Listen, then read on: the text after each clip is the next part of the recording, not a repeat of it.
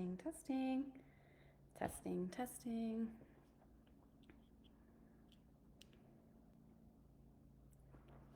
Hey guys, welcome. Today is Wednesday, September 3rd, and if you don't know who I am, I'm here to introduce myself again.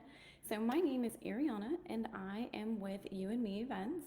If you don't know again who we are, I am a owner of an event planning business as well as a travel advisor.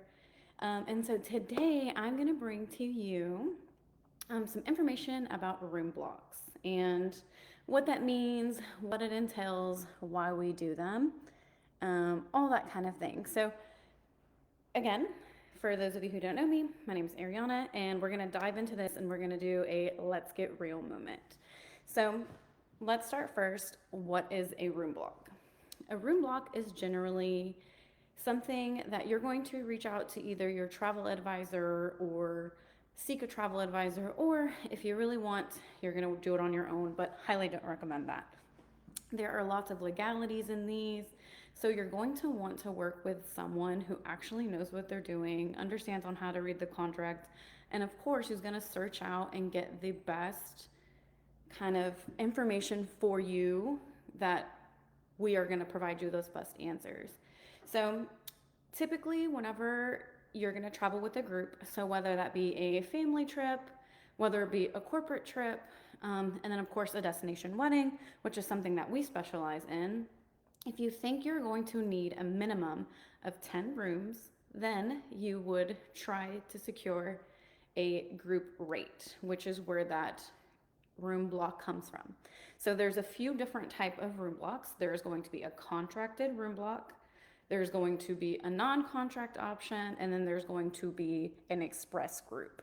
And that really just depends more or less what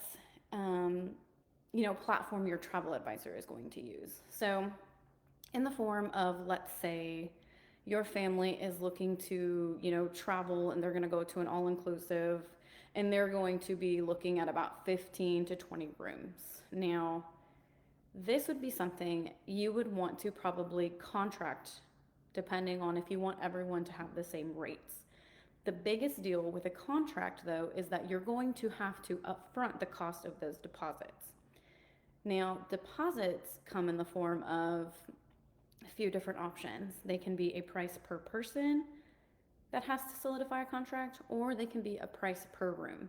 So something in the most common aspect of a contracted room block for a bigger group, someone that's going to need a minimum of 10 rooms. So that's typically where our room blocks come from. So 10 rooms are the minimum, and then of course you can go on from there. So let's say I've reached out and I want to go to Ava Cancun. I'm throwing this out there just because I have recently solidified and looking into them for a destination wedding for a couple of mine. And so I've got fresh information hot off the press. So our particular wedding group is looking to travel, like I mentioned, in November, and we want to secure the best rates. So for us, it makes the most sense for everyone to get the same rates across the board, no matter if they're booking today or if they're booking, in January, February, March. Everyone's going to get the same rates because we've decided to do a contract room block. So with that, we've chosen to go for 35 rooms. And we've also chosen the route of doing a $100 deposit per person per room. And that is for our actual guests. So that is what they will pay whenever they want to go and secure a room from our room block that we have reserved for them. Now, my couple, whenever they were planning and wanting to solidify the room block contract, what they did is they paid $100 per room for the contract. So 35 rooms, $3,500 there, and that was how we secured the rates that we did. We also chose to do different variations of room categories. That can get a little tricky as far as rates goes because it changes, of course, depending on which room category you're opting for, but it will not change the price per deposit that was put down. So we've talked a little bit about our minimum block. You need 10 rooms minimum usually to secure yourself as a contracted group rate for those room blocks. Now, there's also things that we like to call that are an express group. Now, this can be just different depending on, again, a tour operator that your travel agent is using. But sometimes we see those from 6 rooms that can be to, 15 rooms. It really just depends. It has a lot to do with the time of year, the season, of course, and a whole bunch of other factors, which is why we always highly suggest that if you are interested and if you are planning to do a destination wedding, a group, a family travel, cruise, whatever it may be, if you're planning to travel at all, highly, highly, highly recommend using a travel advisor, because we're just here for not only the knowledge to be able to give to you guys, but we're here to help you. We're going to look through those contracts. We're going to try to get the best rate. We're going to negotiate all of those kind of terms for you. But the other thing we're going to explain to you are something that everybody loves with a group room block, and that's concessions. So, what is a concession? So, concession is generally something that is given to you if you meet the room block's requirements. So, for instance, again, we're going to just talk Ava because, as I mentioned, this was something that was recently done. So, Ava Cancun, they are a all-inclusive resort in Mexico. They're still pretty new. They've got lots of amazing things out there. So if you're looking for somewhere to travel that's hosting or needing a group area, let me know and we can check that out together and see if it's a good fit for you. But let's talk about their group block rates. So they have things as far as their concessions that are granted in a few different ways. So, if you book a minimum of 20 rooms, I think theirs was, you can get, a free private event. Now, that private event is generally only for so many people. Of course, you have to take into account, like if it includes food, if you choose an outside location, you have to add lights. So there's lots of little factors that also go into this. So I always stress that nothing is ever free. Biggest thing. So those are types of concessions that can be, and those are usually done through the resort. Other things that can be in the form of a concession are things like, let's say you hit 35 rooms and all of your rooms get booked and its final payment has been made and we're all getting ready, that 30 days of travel. Sometimes the resort will also give you a number of rooms complimentary or free, so they'll credit back you, depending on however many rooms it is. And so I've seen it anywhere from, if you book 10 rooms you get one free, or if you book 15 rooms you get one free. So it really just depends what time of season, if it's in October versus if it's in April. Those are different time frames and the amount of rooms that are given as a concession. The other thing to consider is blackout dates. Not every time you do a room block are you going to be able to get concessions. Sometimes there are things like if you want to have a New Year's Eve wedding, if you want to have an Easter wedding, pretty much any major US holiday, they're going to give you those blackout dates, so you will not qualify for concessions, which can get a little tricky. But if you are super sentimental and like those are must-have things, like that's when you have to have your event, then you might not see those concessions. A lot of the other times we can try to negotiate with the wedding department itself and say, hey, I'm not qualifying for any like room block concessions, but is there something else you can offer? Let's take Breathless Cancun and Soul. So we work with them a lot. Mitzi is amazing. Shout out to Mitzi if you're watching. But their wedding packages are, one, amazing. And then two, once you start as a travel advisor and as a wedding planner working and forming a relationship with a lot of the resorts out there, we can kind of ask for other things, like maybe can we use the bridal suite, or, can we, maybe add a welcome cocktail hour, or can we, whatever the sort may be, we can work in some of the other concessions or some sales of something. So highly, highly recommend utilizing someone who has not only been to the resort you're interested in, but, has that relationship with them as well to hopefully be able to say, hey, this is what we're looking for. Can you help us? What rates can we get, and so on and so forth. Something you don't ever want to do when planning a group, you know, any type of group event. So, wedding, family, corporate, anything. You don't ever want to just contact the hotel. A lot of the times, their rates are non refundable rates. And so, what does that mean? So, a non refundable rate, it generally means that the rate is less, yes, but you have to pay for that room in full upfront. Um, so, for instance, let's say you're looking at going 3 nights and the resort is offering you, I don't know, $1,600 for the 3 nights for two people. Now, myself as a travel advisor, I would look for refundable rates because things happen. Um, you know, Sometimes you don't have that money to pay up front and do all of that. So we're going to look for refundable rates. We're going to look for rates that have lower deposits. Um, and we're going to look for, competitive rates.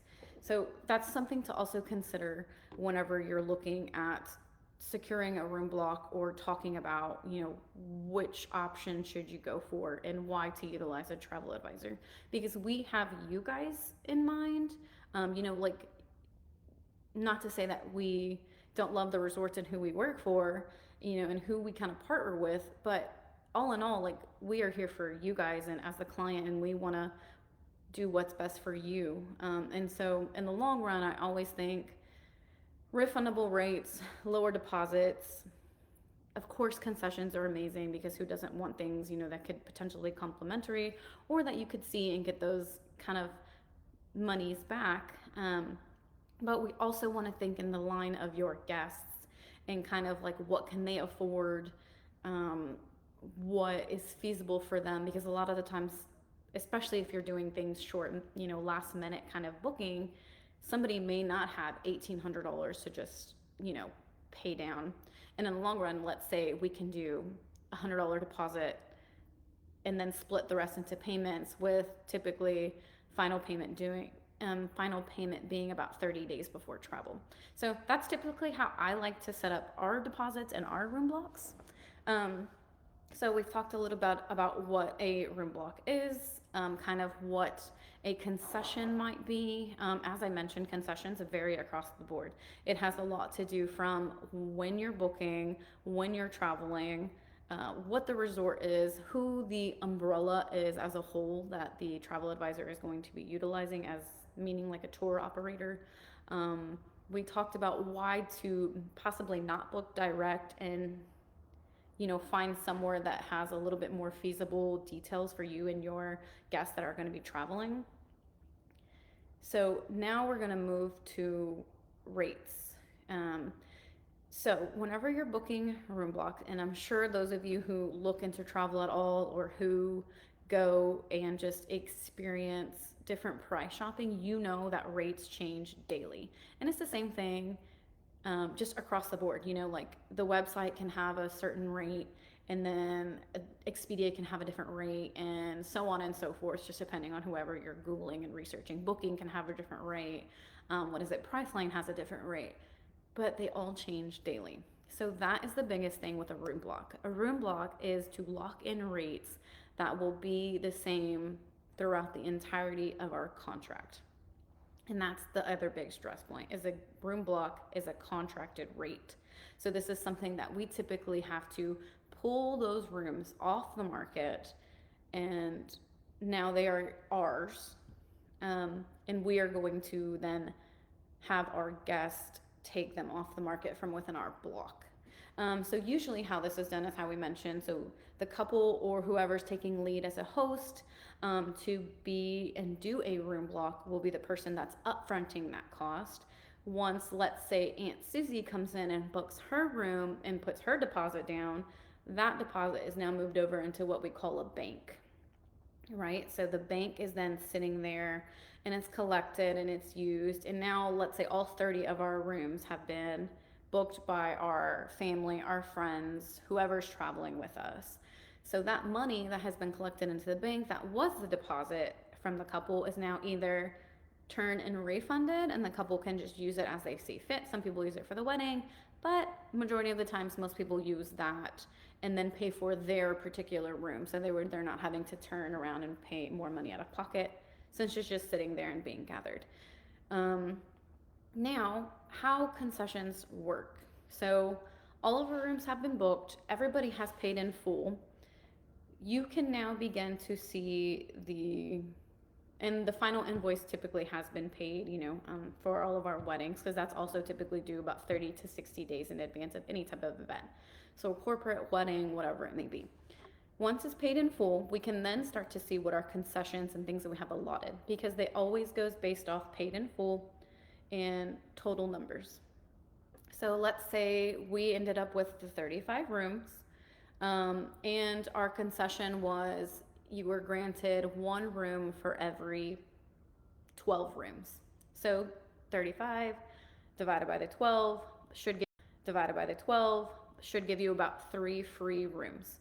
Now, some places end up doing it to where 3 free rooms is actually 3 free rooms, which means you don't get to technically pick which rooms are free. They'll typically do the lowest category room with double occupancy, and those are generally the free options. Now, be aware that if someone were to cancel last minute, you would then be liable for that lost concession. So if you were right at that 3, person block, what did we say, 12 rooms, so 12, 24, that's actually 36, so I miscounted, I'm sorry. You'd only get 2 free rooms. And then if someone canceled, luckily you're still at that 12-24 mark, so you wouldn't be liable. But for some god awful reason, if you got down and you were at 23 rooms, and if you only had the 24, went down to 23, that one extra room that they gave you back as a concession, you as the couple or the host would then be liable for paying for that room that was then returned or refunded to you as a concession. So as travel advisors, we typically say do not do anything with that money. We leave it in our bank until after travel has officially gone, and you can then utilize that money, those concessions, for things that may come up at the resort.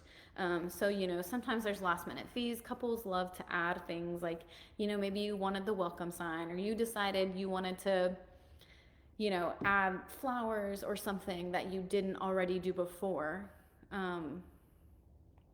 Sorry, I saw a text message come through. That was a little scary. But so concessions are a big deal, and they should also be used at the end once everyone's traveled and everything has been done and is secure. Or to be used, like we mentioned, on property when everybody has checked in and all of that has kind of passed. So those are my big things with concessions. We also kind of touched by monetary concessions, and then like I mentioned, there's also some resorts who offer things like, let's say, Royalton Riviera. So they actually have a deal when you're booking so many rooms, and I believe just off the top of my head, I want to say there's so many of the Diamond Club rooms for, let's say, 105 nights. So you have to have 105 nights of a Diamond Club category booking, and then you can qualify to receive the luxury wedding complimentary. So again, this is all based off rooms and the number you are booked, which is why we always suggest that those of you who are looking to travel with groups, always, always, always make sure your groups are traveling and they're booking the rooms within the same entity, because you as the host can be granted some kind of concession, whether it be free wedding package, whether it be free room, whether it be just money back or your room for free. There's always little things to help the host or the couple, to kind of allow them to get better incentives. And when you're planning something this big, of course, who doesn't love free things? So that's my biggest thing with room blocks. So we've kind of jumped and we've talked a few different things. So just kind of to recap, minimum quantity to usually kind of conform and do a room block is 10. There are some exceptions to that rule, being that if we do express bookings, But those are not contracted rates. Those are just rates of rooms we're putting together, and everybody is subject to rates at that current time of booking. So that's the biggest difference between a room block and express group. And then let's say everyone has booked separately and you're all going and you're all meeting at the same place and you never linked all of those bookings together. You never put all of those. So now you have lost concessions.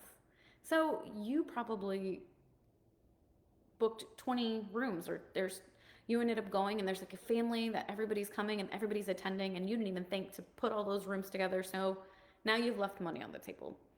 So room blocks, big, big, big with any type of group booking, any type of wedding booking. This is also something, as I mentioned, you don't want to do alone. You don't want to take on this project all by yourself. You want to work with, a travel advisor at the very minimum who does this often, who can read and understand the contracts, the legalities. They want to go over concessions with you. They want to explain to you exactly how they work. And they want to help you in the long run, because that's what we're here for. As I mentioned, and I think I do time and time again, we want to do what is best for you guys. And so giving you the transparency to help you understand what to look forward to, that is what we're here for. So please, if you're considering a group or a destination wedding and you need assistance and you're planning to do a minimum of 10 rooms, or maybe you're just looking for a few rooms and you want to link those bookings together to potentially hopefully get something, maybe free transfers, something of the sort, we can help with that too. So it's just better that if you're traveling with other people, to always link yourself together. So that way, hopefully, you can qualify for some kind of concessions. So that was group or room blocks for groups. And so hopefully I was able to give you guys some kind of answers and some kind of, just insight on what to expect, more or less, especially group booking and group planning. Please, please, please read, research, and make sure you get all of the information. Don't do it alone because it's a lot of information. And just, reach out and ask for help. Again, I'm going to say it over and over again because that's what we're here for. We want to help you so that way you don't feel completely lost and in the dark. Once you do solidify that room block for your guests, let's say going back to if it's a wedding, we as a travel agent, we're going to create that room block booking link. Sorry, that was a lot of jumbled mess. We're going to create that link for you. We're going to share it with your guests so that way they can then book directly through our booking link, which keeps all of our guests and everybody in line. We're all in the same place and they know that we're all together. So in the instance of weddings and events, if you're not typically booked within our group, you will be charged a day pass, especially if you're not staying on site. So just kind of keep that in mind too, because there are lots of people who say, oh, I don't want to stay on site. It's a little bit more expensive than I want it to be. Well, if you're not staying on site at the property, you will be charged a day pass to attend each and every event that the couple is planning to host. So keep that in mind. And then again, did you really save any money? Because if you're thinking of $100 day pass times 2, that's an extra $200, which if you think they're having a cocktail and a rehearsal and then the wedding day, that's about $600. That's added up, which you could have just stayed on site at the resort. So to each his own. But again, with me, something you should know is I'm always going to be completely and fully transparent. So if you want to chat and you want to talk wedding or group or anything travel, send me a message and let's get real. I hope everyone has a fantastic day. And if you need anything, I look forward to chatting with you soon.